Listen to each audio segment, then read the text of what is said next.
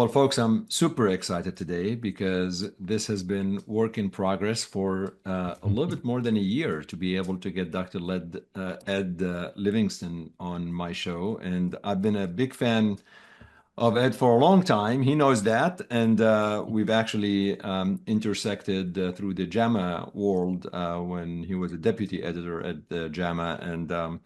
And I was starting on the JAMA Oncology editorial board. And before he does the intro, I tell this story actually to everybody because you were at the time, Ed, responsible, I believe, for the review articles and Yeah. other elements. And I was writing the CLL review on in JAMA.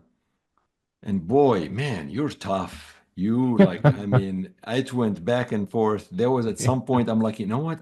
Screw this. I don't want to even publish anymore. I know it's JAMA and all, man, but I mean, you're really, I mean, and then I was like, there's no way he's a surgeon. And he's a surgeon. I'm like, a surgeon can be that critical of writing.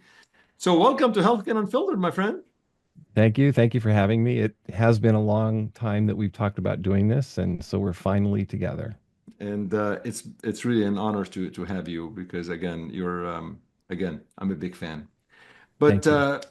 tell us a bit about your beginnings. I mean, when did your career start, and how did you end up becoming a surgeon and then became a JAMA deputy editor?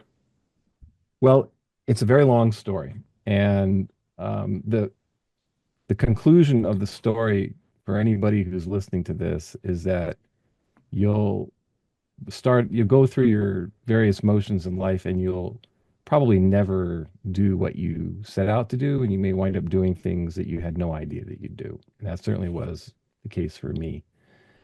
So I started out life sort of a difficult upbringing. My parents were the only survivors of their families from World War II and the Holocaust. So I grew up without grandparents, aunts, uncles, cousins, any of that stuff. And when you're a little kid, that was kind of hard to understand. And my parents didn't really want to tell me why that was the case. So that was a strange way to grow up. And then uh, because it was just my brother, my sister, and my parents, and we had nothing else. My parents had a small business and then a second business. So from the time I was about 10, I think I had to work in the family business. So I've had to work my entire life and never really had a break from that. And then if things weren't bad enough, when I was in college, we just finally started to get comfortable as a family financially. And then my father got paralyzed by a spinal tumor. Oh my I gosh. was kind of like, this is, how much can life throw at you? My parents had a tough life and we had a tough life, and then this happens. And so at the time, thought that I'd wanted to be a veterinarian. I really liked animals. I had worked on a ranch and stuff and liked science. But because my dad was sick, I decided I was done with my education and came home after finishing college at UC Davis, and then took care of him and ran his business. He had a construction business at that time. So I was a builder for a couple of years, building houses in the hills of LA. And then about a year and a half or 2 years into that, I realized I really detested the construction business. And I remember once sitting on a bulldozer at the end of the day, and and the crew that I was working with they like to have like a six pack each before they got on the freeway for their long drives home. And I was sitting with these guys, and I had this. I can remember it like it was today, like it was yesterday.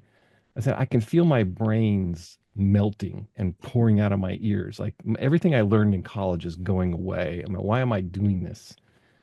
And so I decided I wanted to go to medical school. And it was really kind of, I never had the motivation for that really was because of my father's illness. He spent my entire third year of college in the hospital, and I was Was it really cancer? impressed. He had cancer? He had some kind of tumor, never really knew what it was, in his spinal canal, and it knocked off his spine. And he got radiated. He lived for another 40 Oh, years, wow. but as a paraplegic. So we never really knew what it was. So, um, but the doctors were very impressive, and I thought I'd like to do that. And there was this neurosurgeon that operated on him that really impressed me, and I thought I wanted to be a neurosurgeon.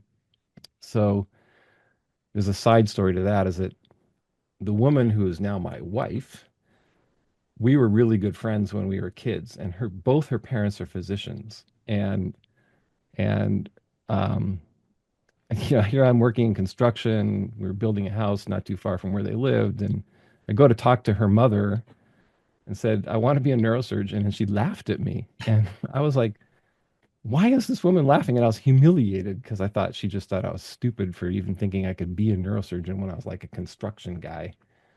And she's laughing and laughing. And I said, well, what's so funny? And she said, oh, no, no, no, no. You're too tall to be a neurosurgeon. Because I'm like 6'2". I'm like, what do you mean I'm too tall? She goes, oh, all neurosurgeons are short and have Napoleon complexes. I was like, really? Fast forward a number of years, when I was talking to neurosurgeons at UCLA, that was true. Most of them were short and had Napoleon complexes. It was really funny. But anyway, but anyway, I'd kind of written all that stuff off. I was in the construction business and decided to go. So, not really knowing what I was doing, I just picked up and went to Guadalajara, Mexico, and enrolled in medical school at the the university in the medical school in Guadalajara.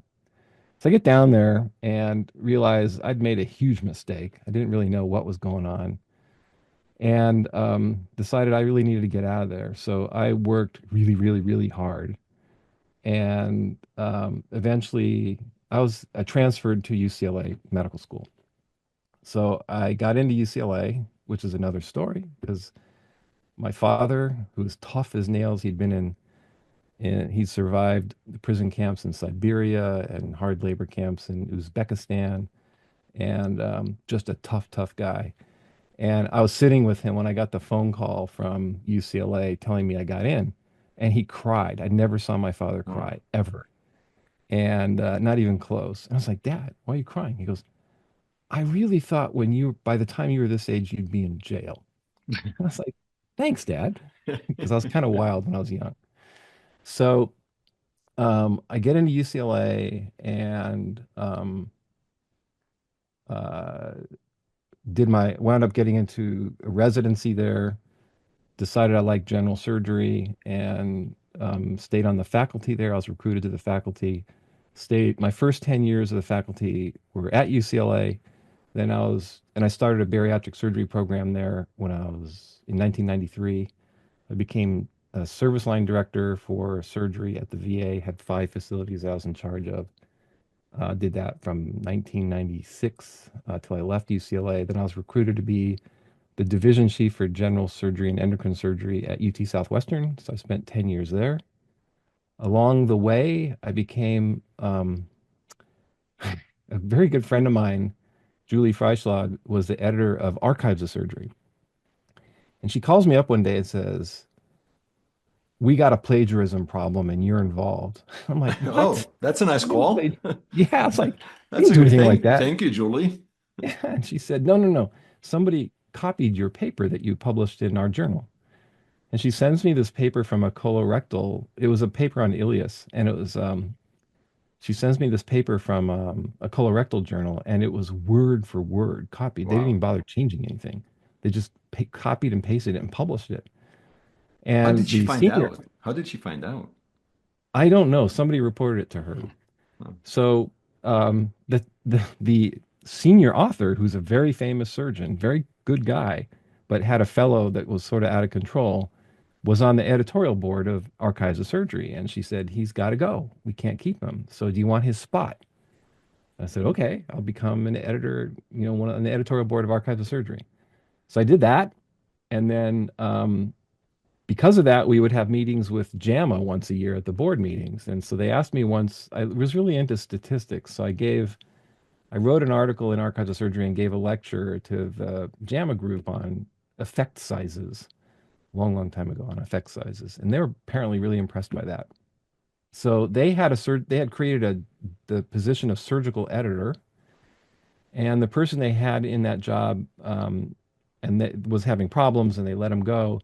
And I get this call from Julie, and I remember this like it was yesterday because I was on a cruise in Alaska with my family, and I get it. Back in those days, you had no receptions. We pull into port, and there's this text from Julie saying, "Do you want to be a JAMA editor?" I'm like, "What? Of course." So I call her up and said, "Yeah, yeah, I want to do that."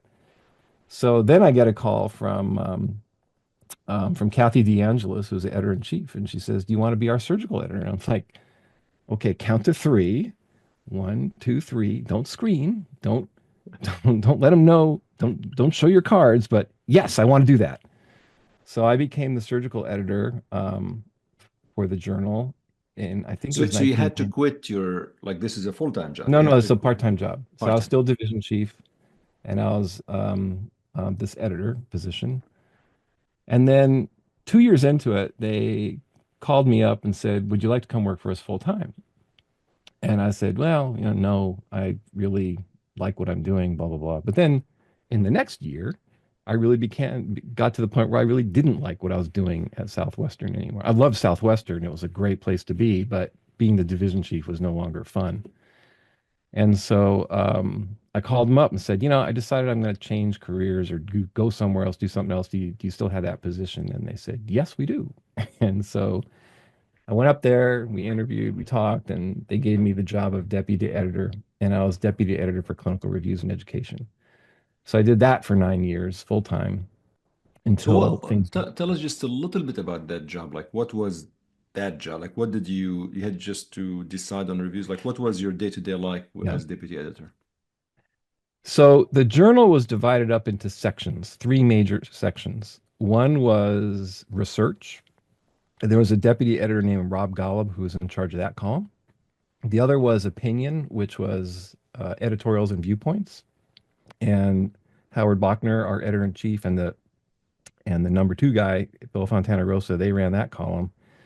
And then clinical reviews and education was the third arm of the journal, and I ran that. So I had review articles, I had educational articles. I think at the time I had created somewhere between 7 and 9 new article types to populate that. That was a new column. So I had done that. So things like the JAMA Guide to Statistics and Methods, we created that. Actually, I mentioned that because that was the most popular thing that we did in my time. And a variety of types of review articles, the traditional review and the shorter reviews, reviews that just covered 5 years worth of a topic, all different kinds of formats. I also created the JAMA Clinical Reviews podcast, which was that came about because early in my tenure there, we had done a survey of young readers to find out what they wanted from the journal. And what they told us was they don't read, they're not readers, and they want to get their information from podcasts. They want to be able to absorb it while they're driving in traffic or on the Peloton or whatever. So we came back to Chicago and said, let's start a podcast. And it actually became huge. By the time I left, it had 250,000 listeners a month and was one of the biggest information outlets in the entire journal. So it really, really worked out very, very well. So, but I also had about half of my time was doing research papers because I had been the surgical editor forever. I had a big following, so anything that came in with surgery or for a number of years, I did health services research, various topics, geriatrics, all kinds of things. If research papers came in, I would handle them. So about half of my time was doing research papers, and the other half was doing anything that was published in was if you look at the cover of JAMA, there's these three columns. Everything in the right column was mine. So I handled about either directly or indirectly about I think it was 40% of everything published in JAMA every week came through me. So it was a lot of work, Yeah. but that's what it was. And then you stayed in that role. Obviously, we'll talk about that because, down the road, something happened. It There's blew like, up. Yeah. it blew up and there was some controversial issue that you were asked to step down or leave or something of that nature. Hmm. What have you been doing since? We'll go back to that time because I want to talk a little bit about Yeah, it, but sure. what have you been doing since leaving JAMA? So one thing that I did is when I came on board full time, I said I don't want to leave clinical surgery behind. And so I had a special dispensation that I could continue to practice surgery. I was the only full-time editor to be engaged in clinical medicine. And so for a number of years, I flew back and forth to the Dallas VA where I would take call on the weekends, twice a month. So I do surgery on the weekends and interact with students and residents and faculty and all that stuff. So I remained on the adjunct faculty at Southwestern for a number of years. And then my wife, the same mother who laughed at me for wanting to be a neurosurgeon, actually got very ill. And my wife wanted to come back to LA to take care of her. So she left Chicago and came back to Los Angeles to take care of her mom in 2018. And so I talked to the people at UCLA and wound up transferring this weekend surgery thing to UCLA. So I'd fly back and forth between Chicago and LA actually every week. I did that for years, and I would take call on the weekends at UCLA.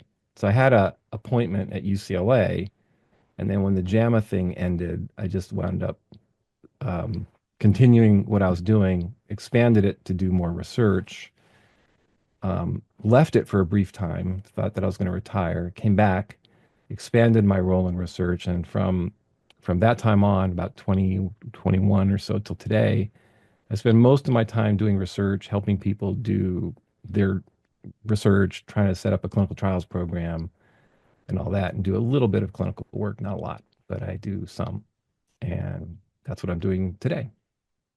Well, that's amazing. I mean, just listening to you, how everything actually started is just inspiring and amazing. I want to start, Ed, by talking a little bit about a buzzword that we hear a lot about misinformation, disinformation. And what brought this up, I believe there was a tweet I saw for you. You were having back and forth this Mhm. argument, friendly argument. Nonetheless, it was an argument about what constitutes misinformation and so on. Yep. Is there any definition? Like, how do we even tell? I mean, No. it's like you can't really peer review every tweet. I mean, I could just tweet right now something. So what's the, to help me understand what your thoughts, what is misinformation? Well, that's a tough one. I don't know exactly how to define it. Because if you define it as information that's incorrect, then somebody has to make the determination that's incorrect. And how do you know that that person is right or not? Because the problem that we have is, and we learned the hard way during the pandemic, people self-identify as experts, and therefore they're the ones who believe they should classify information as disinformation or not. And they're not truly experts, or they have a bias. So just because an expert says something is misinformation doesn't mean it is. We struggled with this at the Journal, actually, even before it became a buzzword. Um, we early on in my tenure were talking to a company. I can't remember exactly what they were doing, but it was some kind of online thing about how to decide what's true or not when information comes out. And then during the pandemic, I had some meetings with YouTube, and we talked to them about what they would do to verify the information is correct or not. And at the time, my thinking was, maybe go through some peer review process and have people who are knowledgeable about a topic weigh in on it and present the evidence. And rather than just saying it's misinformation because I say so, say it's misinformation because of the following reasons. Studies show this, they show that, whatever. That you have to educate the public. You can't just dictate to them. That didn't go very far, but and I think YouTube struggled with it after I had conversations with them.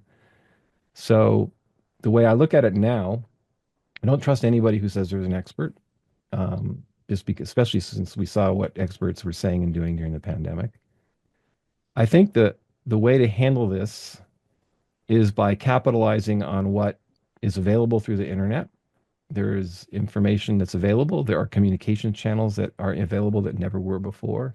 And I think for those of us that are scientists that know how to evaluate scientific findings, what we have to do is present our case with data, with findings, with explanations to convince people about the things we believe are true are true. We can't just tell them it's true because I say so. We need to bring them along. And that's what I think has been lacking in these public discussions is that there are too many people who say, I'm a professor at UCLA and it is because I say so. That Yeah, doesn't work anymore. And so I think what we have to do is say, I'm a professor at UCLA and here's the data. For example, you want to go something controversial? let's I have go. issues with climate change. So I Let's don't hear it. know. Yeah. And so I don't believe in the narrative that CO2 is a problem and that it's warming the planet and all that. And I can go forever about that. But to encapsulate my thinking, say, okay, I can't say I'm an expert in methodology and the climate change stuff is wrong. But what I could say is, well, there's a problem with the thesis of climate change is that if they say the planet's warming, they're relying on tree ring data in part. There's a lot of sources of data, but one of the major ones is tree rings, and they correlate tree ring patterns to temperatures. But that relationship fell apart about 50 years ago, and current tree ring data does not reflect temperature. And it's, now you can measure temperature, you can measure tree rings, and it doesn't work anymore. And the great innovation that Dr. Mann had, who's kind of the father of all this stuff, is that he found a mathematical way to account for that problem. And so, but people don't really know this, but you could say, well, how come you can say tree ring data 1,000 years ago was reliable when you don't have any temperature measurements? But when you correlate temperature with tree ring data today, it doesn't work. So that, casts doubt on a source of data. So rather than just saying, I don't believe in global warming relative to what happened 1,000 years ago, is to say, okay, your thesis is that it's about tree rings, but tree rings don't work, and it doesn't work. It's in your literature, not mine. So, that's you present the argument that people can say, oh, okay, I get that. Then maybe there is a problem with this whole global warming thing. So that's how I would bring them along. Or um, CO2 constitutes, I think it's 0.3% of the atmosphere. 0.3%. That's not much. And so if it increases by 10 or 20%, it goes from 0.3% to 0.3002%.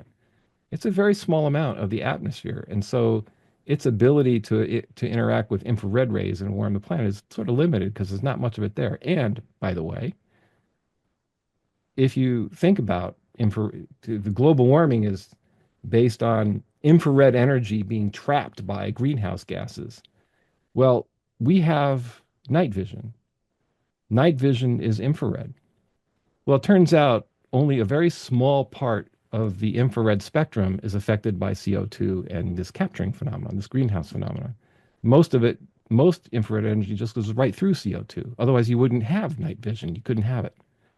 So you have a small amount of a molecule and even a smaller amount of it that interacts with infrared energy. How important could that possibly be? So so I think, presenting arguments that way. Now, the climate scientists may say, well, you're wrong for the following 10 reasons. Fine. I mean, we can have that debate, but we have to do it in a way that convinces the public that our side is right or wrong. But I think that's what we have to do is we have to educate people and bring them along uh, by that sort of approach. During the pandemic, though, Ed, it was very difficult to have any kind, I don't want to say any kind of a dialogue, but there was a narrative that you were supposed to follow along. And if you try to have a discussion about this, you became either an anti-vaxxer or, you're spreading misinformation. Um, I don't know who was defining, well, maybe I do, who was defining the narrative that you must really adhere to. But during the pandemic is when I heard the term misinformation or Mhm. disinformation the most. Would you agree with that? Like this was like the Yeah, tip of the iceberg. it was the worst. I mean, I was at JAMA at the time and we were immersed in this. We were getting like 1,000 papers a day and we were in the middle of everything because it was JAMA. So, and we had bi-weekly meetings with Fauci. And so I was immersed in this. And you're absolutely right. During the pandemic, um, you could not go against the narrative. And if you tried, you were shut down, or worse yet, here in California, you could lose your medical license if you went against the narrative. So these were bad times. So during the pandemic, that all was true. But I think conditions today are different. The public has now learned that they were misled by people who which should have been credible sources, and they no longer trust science. They no longer trust experts. So I think when we come across misinformation today, I think the public perception is going to be different than it was during the pandemic. And I don't think anybody can be as authoritative as they were during the pandemic today because people will just write them off or ignore them. When do you think the public lost their trust, and like was there some event incident that you think the public starts saying, well, I'm not going to believe everything you tell us? Well, I think as things panned out, so it took time. This is a sort of a slow thing. So at the beginning of the pandemic, you had experts telling us we're all going to die. There's going to be millions of deaths, and this virus is going to travel the country and go city by city and kill tens of thousands of people. And then they showed these very sophisticated mathematical models for how that was going to occur. Pretty much every one of those models was wrong. And so people know that. They heard we're all going to die. And then COVID comes through their city and not much happens. Some cities got pummeled, like New York, but most cities, it was pretty manageable. Certainly here in LA, it was pretty manageable.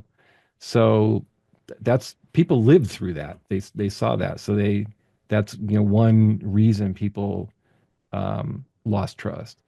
The other was they got conflicting information that masks work, masks don't work, masks work, masks don't work. You need to wear a mask. You need to put one on your 3-year-old. They're telling us, you have to wear a mask in everything you do, and they're critically important for public health. And then you look around and you go to the hardware store, and people have masks, and they're underneath their nose. And if you have any common sense, they say, well, if you're trying to prevent transmission of a respiratory virus through the air, if the mask is not on your nose, you're not doing anything. So how can it work? So you don't have to be very smart to make that connection. So people saw that. And then I think, and I don't want to say anything about Dr. Fauci or others because I like him actually a lot. I met him and was very impressed by him. But these emails that came out from the NIH attacking the Barrington Declaration were just outrageous. I mean, absolutely outrageous. Major public health figures like them should not have been saying the things that they said, which is basically we need to shut these people down. And in point of fact, again, looking in retrospect, pretty much everything in the Great Barrington Declaration turned out to be true. And yet those people were, they threatened their faculty appointments, and you had these emails from the NIH that these people need to be shut down, blah, blah, blah. And all that's now public information. It's all out there. And so people look at that and say, okay, we can't trust anybody anymore. Can you So speculate why they did this though? Like, I mean, it's hard to um like why would this be done? Is it like a social experiment? Like I'm obviously I saw all of the things that came out afterwards, which so I'm agreeing with you. I'm just trying to understand why. a lot of it was political. So, I mean, the stuff that I know about was political. And I'm sure there are other things that happened. Like, for example, one of the things that really bothered me during the pandemic is if something was proposed by the Trump administration, was proposed by the Trump administration would be opposed by people just because it came from Trump. And it didn't matter if people were going to die. They wanted to make a stance against Trump. So one hard example was here in California. They really don't like Trump. And the Trump administration came up. This is something that never got reported. And so during the pandemic, I was working with the CDC to try to bring content into JAMA as soon as we could, as the CDC was finding stuff. So I had like a weekly or biweekly meeting with the CDC about stuff.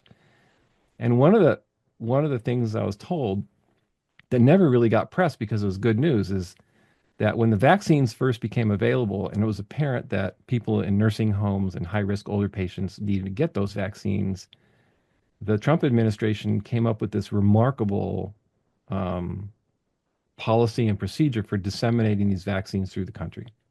And there's some general who was really, they brought this general in, and he came up with this system that was, to get the vaccines, refrigerate them, take them to nursing homes, get everybody vaccinated. They rolled this out and it was just a stunning success. They got like a huge percentage, maybe 90+% of all older people in the country vaccinated in a very short period of time. But it was good news and nobody wanted to hear about it because it came a product of the Trump administration. But here in California, because it was the Trump administration, they didn't want to implement that. So Oh, one of the things that had been done is that they made a deal with CVS and with Walgreens that the vaccines would go to them and that they would refrigerate them and they would disseminate them. And for whatever reason, California decided not to use one of those entities. I can't remember which. And it was all political. So they throttled down dissemination of vaccines because they didn't want to deal with the Trump administration and with the process they came up with. So God knows how many people died while they slowed down vaccination of high risk people. But it never got reported, never talked about. I heard this directly from the CDC.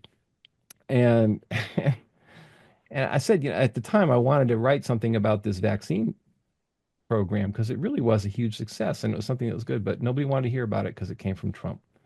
well, So, not or only his that, I mean, administration. He really had nothing to do with it. It was just his administration. and But not only I can that, tell you from dealing with the CDC, this happened time and time again during the pandemic, things that politics superseded clinical yeah. care many times. And during that time, I mean, there were these topics that were considered taboos almost Yeah. in medicine. I mean, I recall actually doing a podcast about vaccine-induced myocarditis, and I wasn't suggesting that everybody was going to get myocarditis. Hmm. It was just I heard that actually from a couple of friends of mine that their kids had myocarditis, and then I became intrigued and all that stuff. And I did, as a host, I got actually some backlash. Like, why would you Hmm. actually do even a podcast on this? Are you trying to scare people? I'm like, no, I mean, it just, people are talking about it. I kind of feel like I should discuss it on my Yeah, yeah. show. So did you, is that the time where you think we started becoming, we started having taboo topics in medicine? There are Yeah. topics just don't, don't talk about. Yeah, well, yes, it's all similar to what we just discussed. And Yeah, I think what the public saw was, well, wait a minute. Somebody's trying to say that there's a harm to this vaccine. And instead of the experts on the other side of the issue saying, well, it's really not a big problem. And I mean, the way I looked at it at the time, I haven't looked at the recent data, but the early data on myocarditis, it turned out myocarditis was a function of COVID infection. So people who got COVID got myocarditis, and people who right, got COVID vaccinations got myocarditis. But you were going to get it no matter what, because if you didn't get vaccinated, everybody was going to get COVID, period. End of story. They were all going to get it. There was nothing that was going to prevent that from happening. So if everybody's going to get the disease, everybody's going to get exposed to the risk of myocarditis if it's myocarditis caused by the COVID virus. So, or something related to the virus. So the argument seemed kind of ridiculous to me at the beginning. Now I think there's better data now. Maybe that wasn't the case, but early on that was what we had. But like you said, if you said something like that, you would get shouted down and you'd be told you don't know what you're talking about and you need to shut up and you'd be threatened or whatever. And again, the public said, "Well, wait a minute. What are they hiding? They're why are they hiding this from us? Why are they persecuting people who are trying to tell a different narrative?" And it so happens that a lot of people believe those alternative narratives. A lot of people believed in ivermectin, and they still do. And the right. data is pretty convincing that it doesn't do anything. But I think it's popular because the experts tried not just to say you shouldn't do this, they tried to destroy the people who were promoting it. Yeah. And I think that creates sort of a reaction that makes people distrust the man, the people in charge. So here you are, we having misinformation, disinformation, heightened awareness. Everybody is like scrambling. We've got a pandemic and so forth. And Dr. Ed Livingston decided to do a podcast. Hmm. And you chose a controversial topic, Ed. Well, here's how that would happen. So during the pandemic, it became apparent that minority patients were dying at very high rates from COVID, much higher than non-minority patients. And we got the first cut of the data. It actually came from Epic, the Epic medical record, in conjunction with the Kaiser Family Foundation. And they published an article and they sent us the data showing that this was the case. And so this was a very worrisome problem. So I asked Mitch Katz, who was and still is the head of the New York Health Department, and this was right after New York got pummeled by COVID. And Mitch is an interesting guy. He happened to be an editor in the JAMA family at JAMA Internal Medicine. We all knew him, but he had been the chief health officer of San Francisco, Los Angeles, and New York. And I thought, of all people to talk about a pandemic and how it affects a large urban population, he's the guy. So we asked Mitch to write an article on this phenomenon that minority patients were dying at high rates. And he recruited actually a very diverse set of co-authors, and they came up with this paper. In the paper, they identified a lot of reasons for why this might occur, and one of them was structural racism. So I said, this is a term I've struggled with, structural racism. I don't really understand what it is, what it means. I mean, I just didn't know, especially back then. I was immersed in JAMA. I lived in JAMA in a little bubble, didn't interact with very many people apart from who I was dealing with as authors. And this term was being bantied about, structural racism. I said, well, and I had just done an interview with senior officials at the Justice Department in the Civil Rights Division. And it was actually, the interviews were about the American with Disabilities Act, which is it turns out that's a Civil Rights Act, which I didn't know. But I had this discussion, and I think somewhere I still have the audio, where they said, the civil rights laws are the strongest laws on the books. There's nothing more powerful than the civil rights laws.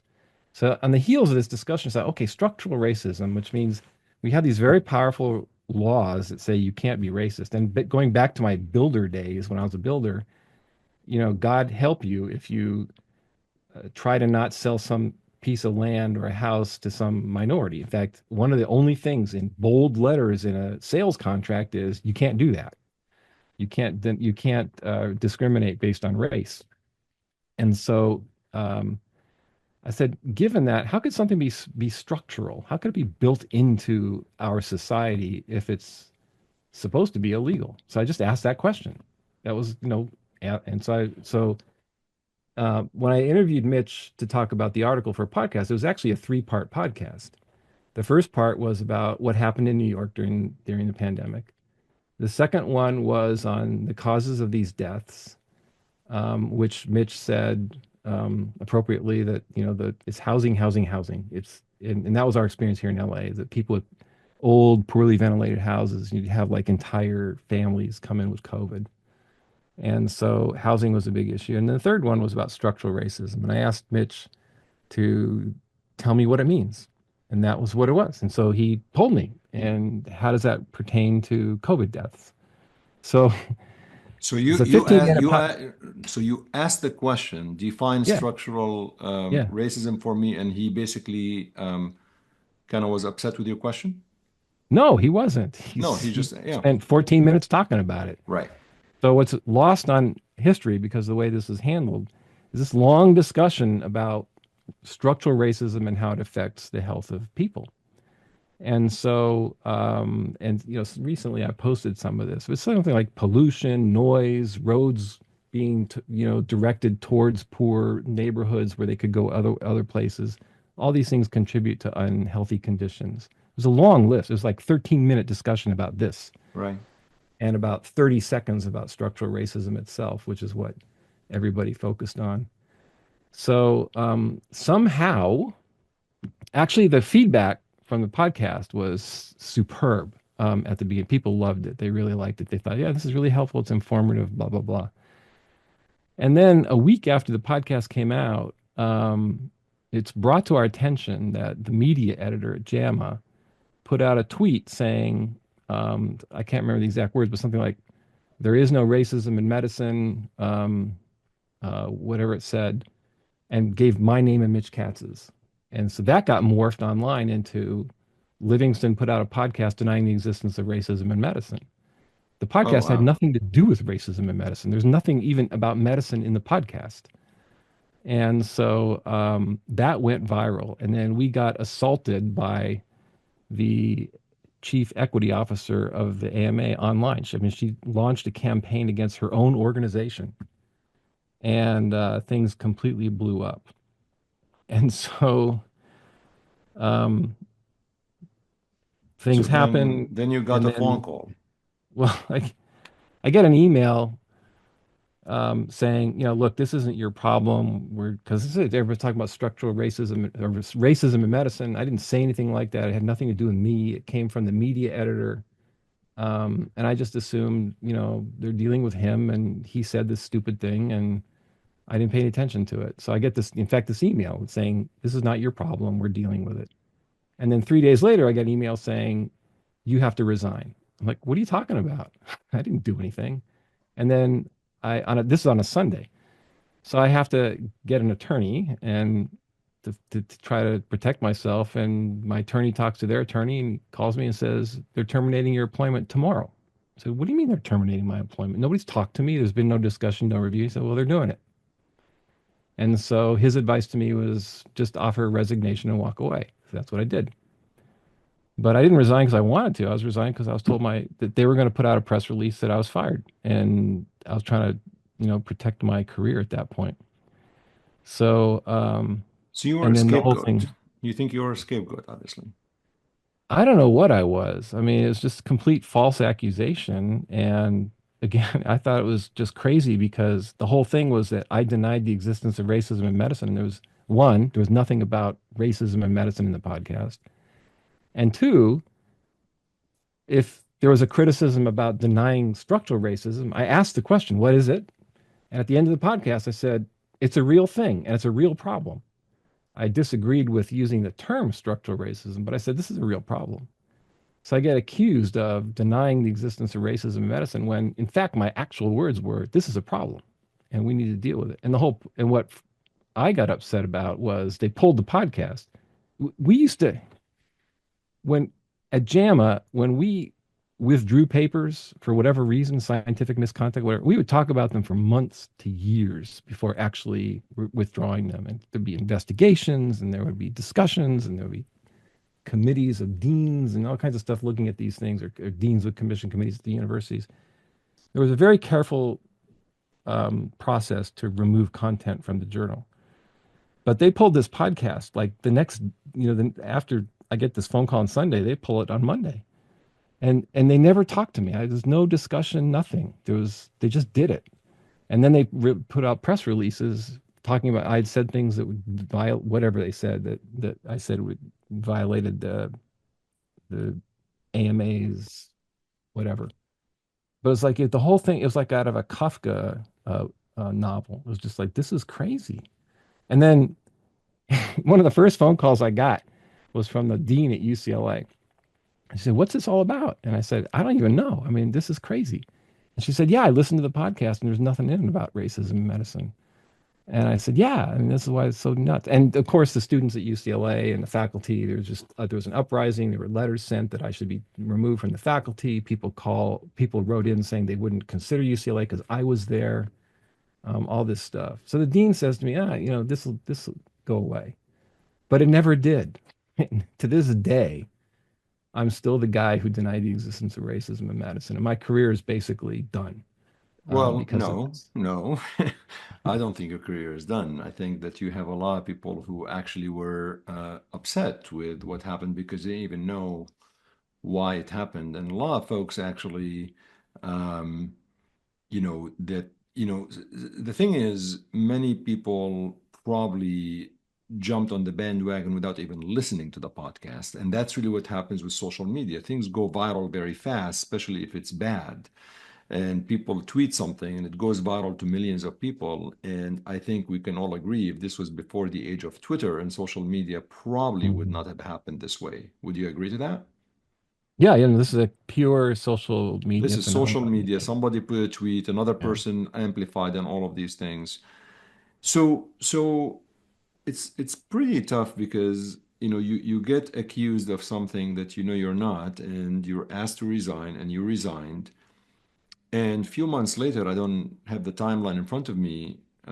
Your the editor of chief also, Howard Buckner, also had to resign. Do you have any Mhm. information on that, like why this happened also?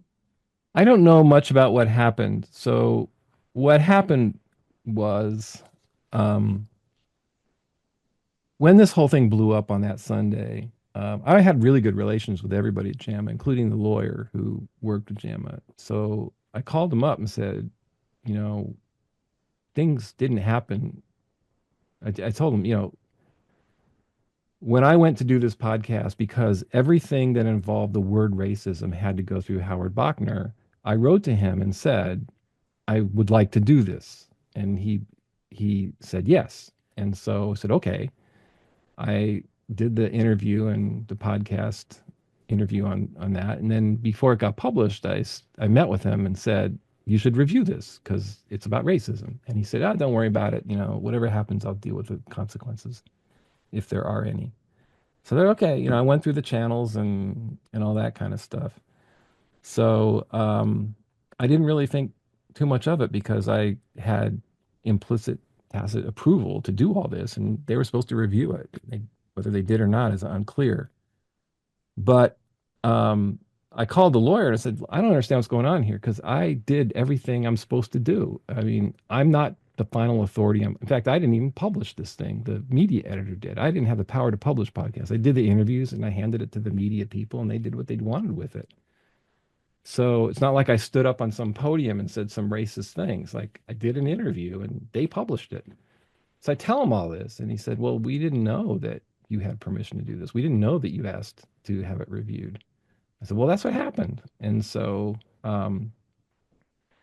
they apparently next confronted Buckner about that. And I told that his answers were inconsistent, and things got very ugly. Now, I was gone from the organization. And so I was asked to cooperate by the AMA with their investigations into Howard. There were two of them. And I did, and I did everything they asked me to do, and I met with the lawyers and all that kind of stuff. I gave them all my, the emails and all that kind of stuff. And then I never heard from them. So, and then the next thing I knew, he was gone. So I don't really know what happened, but all I know is they looked at it, and they didn't like what he did, and they had him leave. So obviously, I mean, as you were asked to resign and you're trying to move on, there are two forks in the road. One is you just say it is what it is. I'm going to move on and do whatever it is, or I'm going to fight this. Because it's very difficult to be treated unjustly and unfairly. And you chose the latter.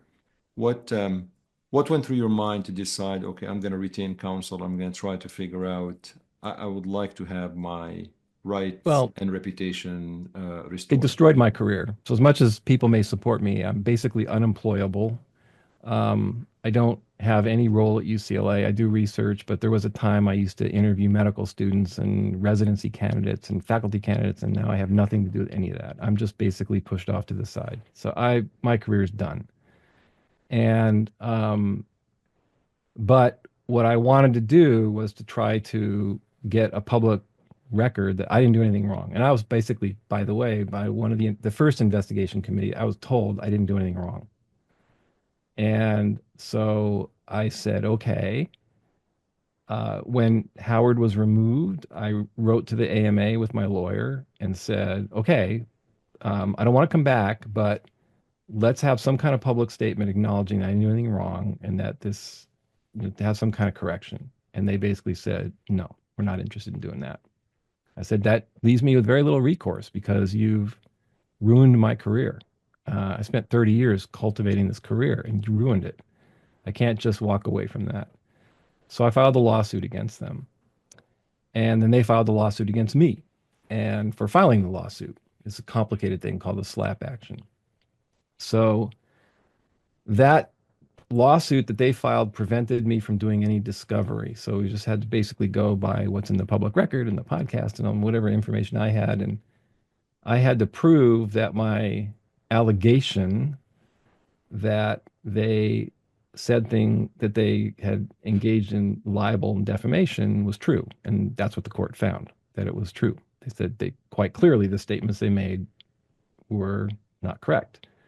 And then the court, Superior Court here in California found that. The AMA appealed that. And the court said the same thing. And they added actually a false light charge to the defamation. I don't really understand what false light is, but the appellate court added it back in. It was a unanimous decision of the appellate court that yes, what the AMA did was libel, defamation, and false light. So that's where we are. This has been going on now for 3 years, 2.5 years. I've been kind of stuck. I couldn't do any discovery, and we just got the go ahead today, actually, to proceed with discovery and do depositions. So this law and the lawsuit, the trial is scheduled for July 2026. So this is just going to drag on forever. But I pursued it because they destroyed. I was an AMA member from 2000. Where's my card? I keep it here because I was one of the only people at JAMA that liked the AMA, that worked with the AMA. People really don't like the AMA, but member since 1984. I've been a member. I was a donor to the AMA. Anytime the AMA needed something done from JAMA, I was the one that got sent to do it because I would work with them and no one else would. I believed in the AMA.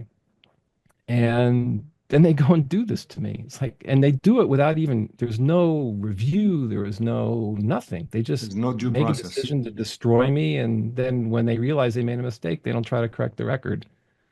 So I couldn't Why just is that? walk Like, away. why is that? Like, did your lawyer ever talk about this? Like, We it's have kind no of idea. In fact, my lawyer is surprised, like, why? I mean, their case, I mean, you can look it up. I put this online. Go read the decisions made by the courts. They make it very clear what they did was liable. No question.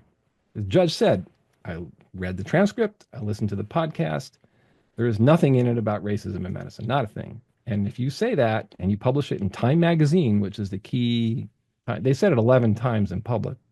Only one of them counted, which is the one in Time magazine. And they said, okay, you put it in Time magazine, it's libel, it's defamation, plain as that. And then the appellate court expanded on that and just said it's libel, it's defamation, and it's false light. So, so you had four judges look at this and say this is libel, and the AMA is still pursuing it. In fact, they just got a judgment that I have to pay their legal fees because 10 of the 11, I I I listed all 11 times that they said this, and 10 of them were beyond the statute of limitations. So they said, well, you can't pursue that because of statute of limitations, but one of them survives because it's within the dates. So they get this judgment for 10 out of 11. So they said, I have to pay 10/11ths of their legal fees, which is the way slap law works. And they just sent a letter today saying, pay up. A lot of money, a lot of money. And but but the judgment wasn't that I made a claim that they engaged in libel and it was untrue. It was true. It's just that it was on the wrong day. So, and they're trying to ruin me now financially. They want a lot of money from me, and the court agreed with them because of the way slap law works. So I now have to write a check for more money than I can afford to Is keep there a this way thing to alive. appeal this? Is there a way to appeal this No, it's financial not an thing? appealable decision. It's my lawyer told me that today. You can't appeal it. It's I got to pay. So So, here's, a $500 million there is organization this that I could was be a a member and a donor. I did everything they wanted me to do, and now they ruined my reputation, they ruined my career, and now they want to ruin me financially. It's like, what did I do? It's this it's could be a strategy because if you are having issues financially, is that what it is? Like, yeah, because they have infinite amounts of money, and they figure they can break anybody that challenges them. I mean, my assumption is they figure they can break anybody that tries to challenge them. I don't know mhm. why they're doing what they're doing. I mean, I worked with them. I know all these people. I have nothing makes any sense at all. I actually used to think they're really decent people, but Mhm. I'm rethinking that now. If we But I'm if we not going to give pick up. And if we so pick up the phone and tell the AMA about this interview, and would they provide a response, you think? I have no idea. I don't know. Mhm. Is there a way for you and them to reach an agreement on something and just like, move Yeah, past I mean, that? they asked us to have a settlement conference. We had one. They offered a settlement. We turned it down. We didn't think it was adequate. So, so they did try to settle it, but um, we didn't. They weren't going to give me what I wanted out of this. So, sort of proceeding to trial.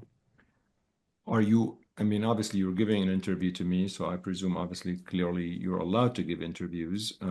Was there at some point a situation where your lawyer said you should not be giving interviews to the public? Well, yeah, because I didn't want to talk about it. I was hoping that the AMA would come around and that cooler heads would prevail and they'd say, okay, let's just resolve this. Because I didn't want any of this mess. I didn't want anything to do with this. So I waited and I waited and I waited, and I figured my best strategy is just to be quiet.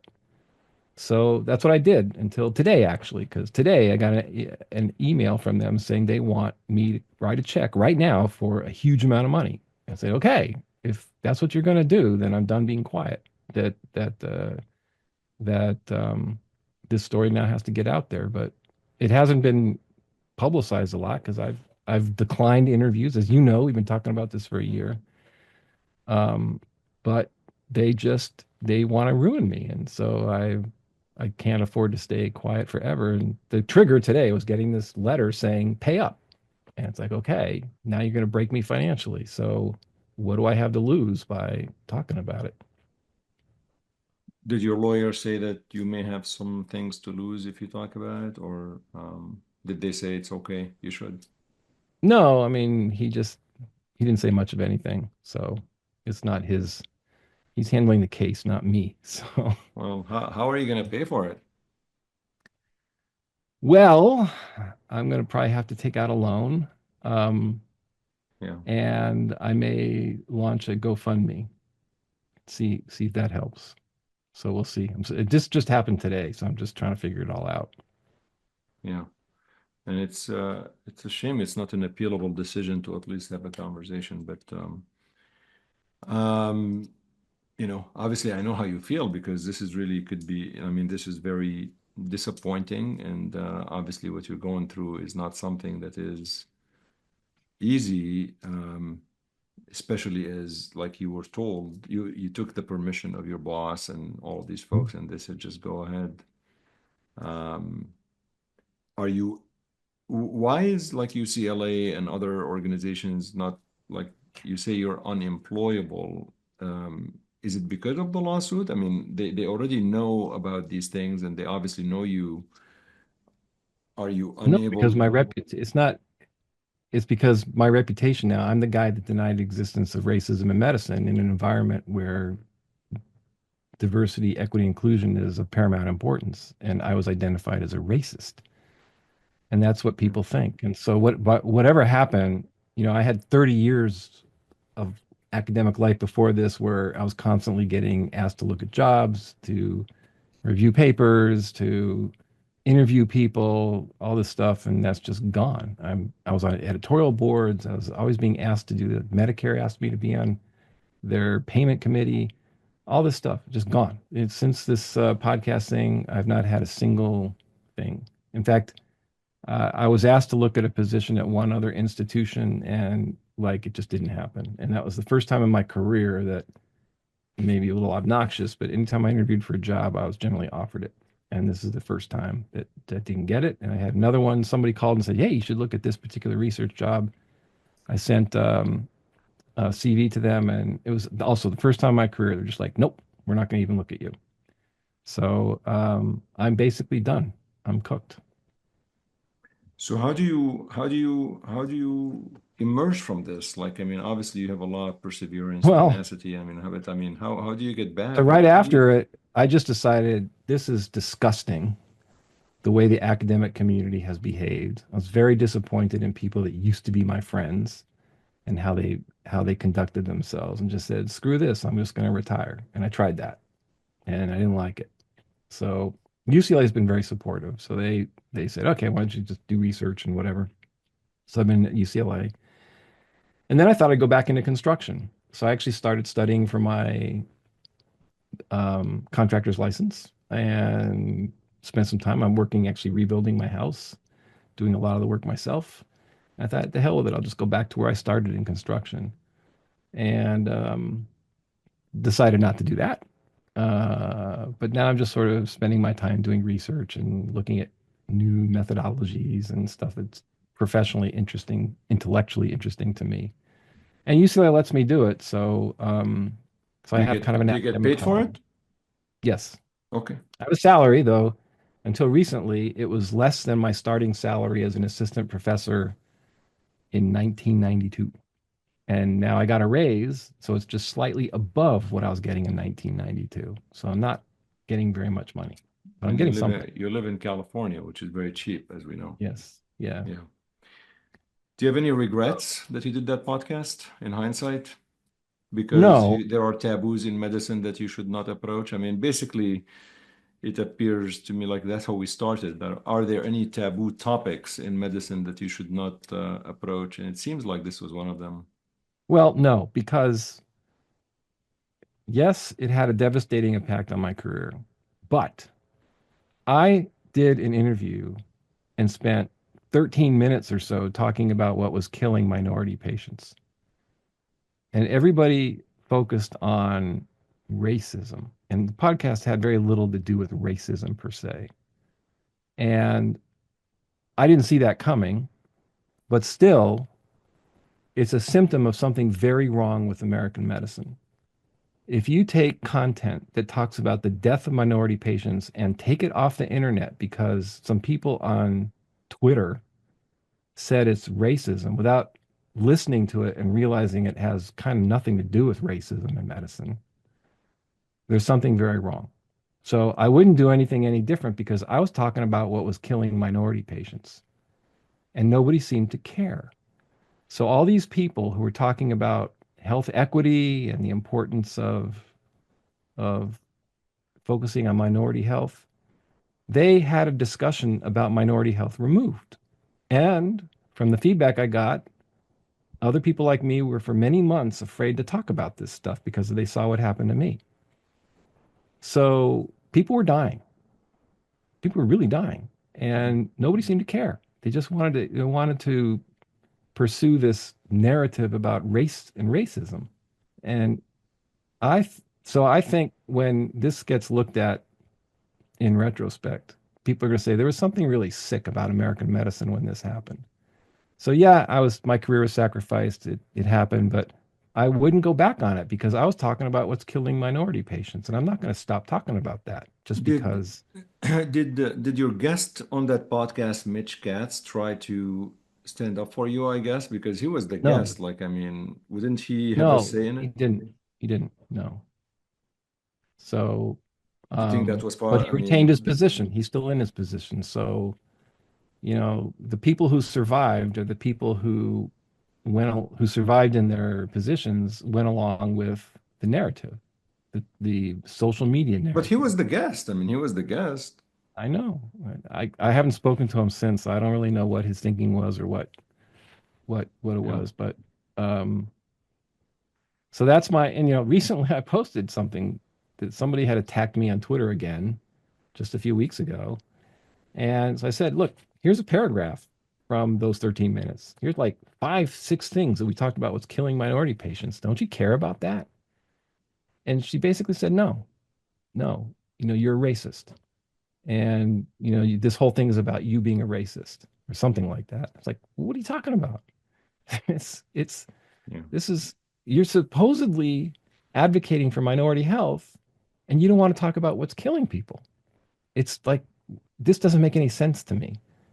And then they just tell me that I don't get it. It's like, okay, I don't get it from your perspective, but I spent my entire career on the front lines taking care of poor and minority patients at the VA, Parkland Hospital.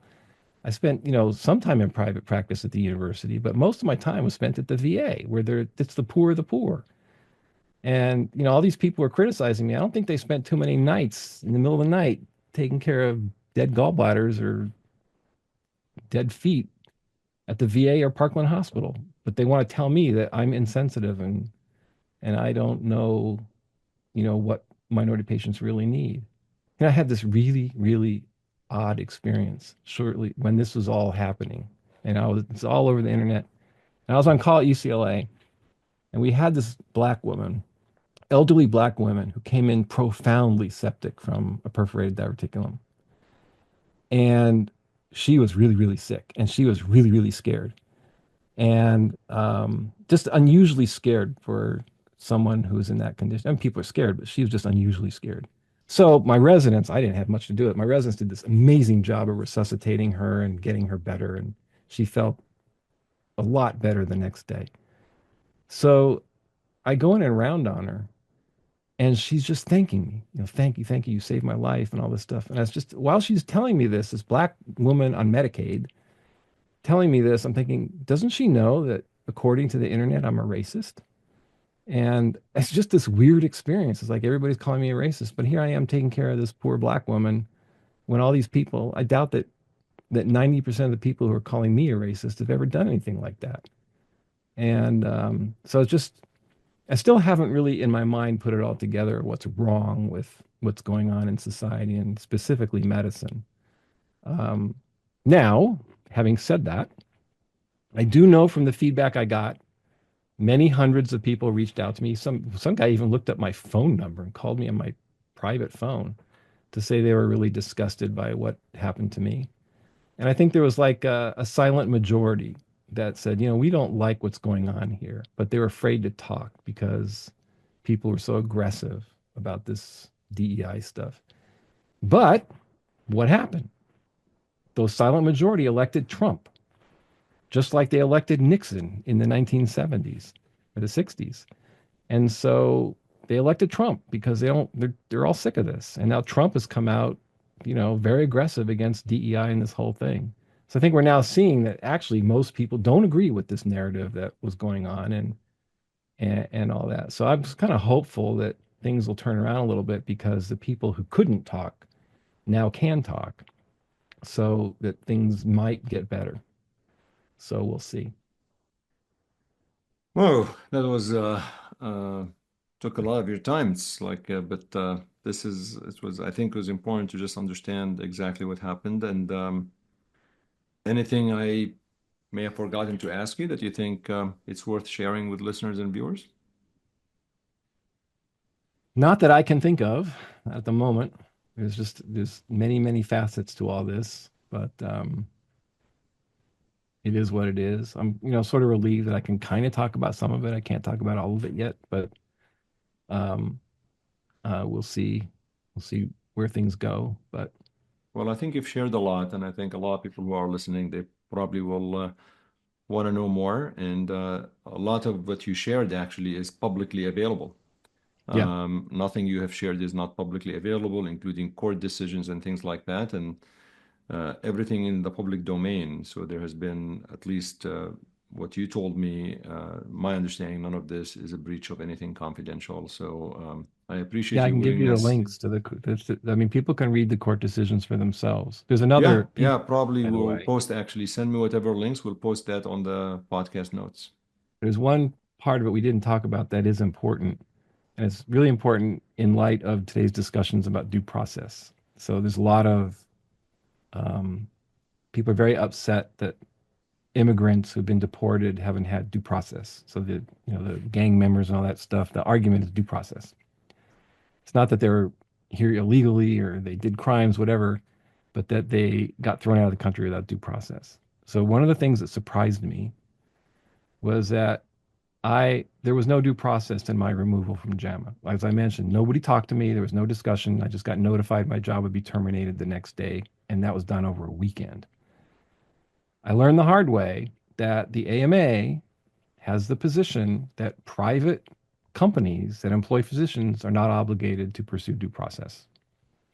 So the AMA, it's in the court decisions, the AMA has said this. So any private company that employs physicians can fire them the next day without any due process, and they can look to the AMA's legal arguments for doing that.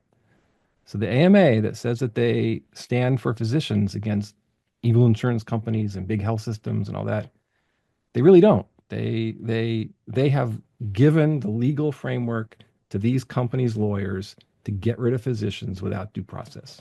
And that was one of the things I lost on. And I have to pay their legal fees because I made that. I said I thought I was entitled to due process. And I learned the hard way physicians working for non-governmental agencies are not, and the AMA the AMA created that legal argument, and they won. And I think everybody needs to know that. Well, whatever you can share in terms of links and things like that, we'll put that in the podcast notes for folks to actually take a look at, and they can form their opinion. But I appreciate you coming on the show, Ed. I Okay. realize this is not easy, and I appreciate you coming on, and hopefully you'll come on next year after as things continue, so you can give us an update. Yeah, we'll see.